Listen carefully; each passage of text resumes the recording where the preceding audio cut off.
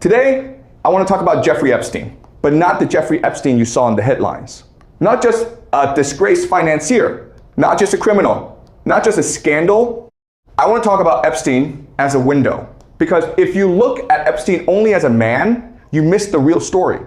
But if you look at him as a node inside a much larger network, a different picture begins to emerge. A picture involving money, intelligence, academia, media, and elite power. And that is what makes this story so disturbing.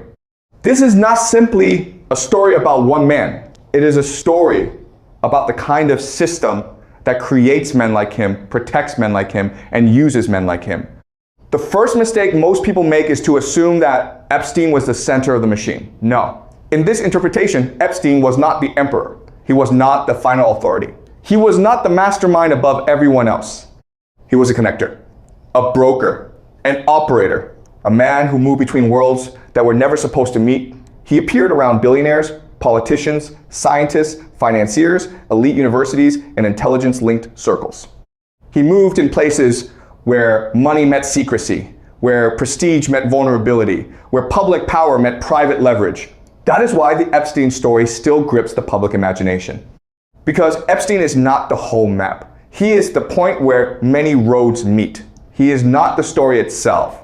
He is the doorway into the story. So let us ask the harder question. What was Epstein actually for? The simple answer is blackmail.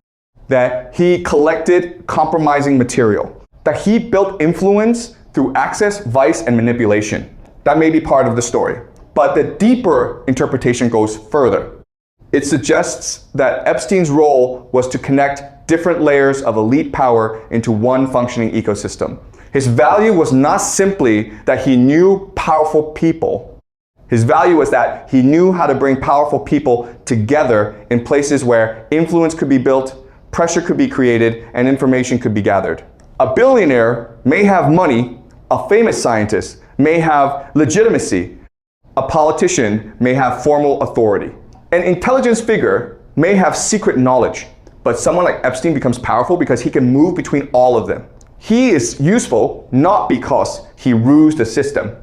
He is useful because he helps the system talk to itself. And in politics, intermediaries often reveal more than kings. A man can die. A scandal can fade. A news cycle can move on. But networks are harder to destroy. That is why the Epstein files matter more than Epstein himself. Because the files suggest patterns. Patterns of contact. Patterns of protection. Patterns of repeated names, repeated institutions, repeated immunity. And when patterns repeat at the highest levels of society, serious people should ask serious questions.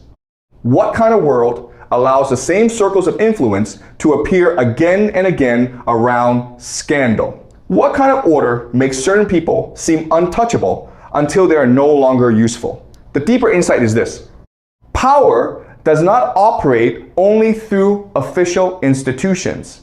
Not only through elections, courts, ministries, and parliaments. A great deal of power operates through informal networks, friendships, patronage, private invitations, financial dependency, mutual secrets, and social gatekeeping. That is why the files are so dangerous. Because they do not merely expose bad behavior. They threaten to expose the hidden structure beneath the official structure. And once people begin to sense that hidden structure, trust in the official story begins to collapse. What makes this interpretation powerful is that it asks a larger question. What does Epstein reveal about power itself?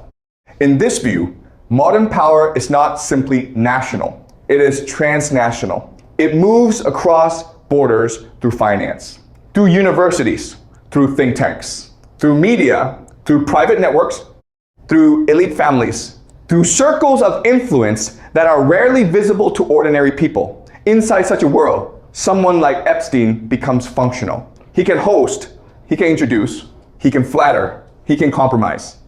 He can gather information, he can identify weakness, he can create spaces where the line between public respectability and private corruption becomes very thin. So the question is not only who visited Epstein, the deeper question is, why does a system like this need someone like Epstein at all? Because if such a figure can survive and circulate at the highest levels for so long, then the problem is not merely personal. The problem is structural. Every political order tells a public story about itself. It says, we are governed by law. We reward talent. We punish wrongdoing. We protect institutions. We believe in merit. But beneath every public story, there's often an unofficial mechanism.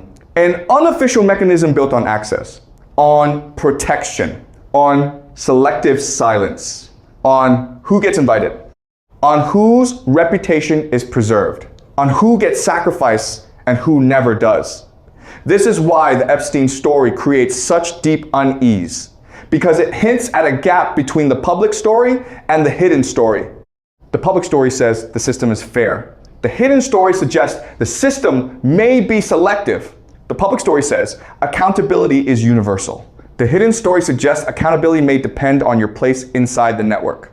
And once ordinary people begin to suspect that the rules are not applied equally, legitimacy begins to decay.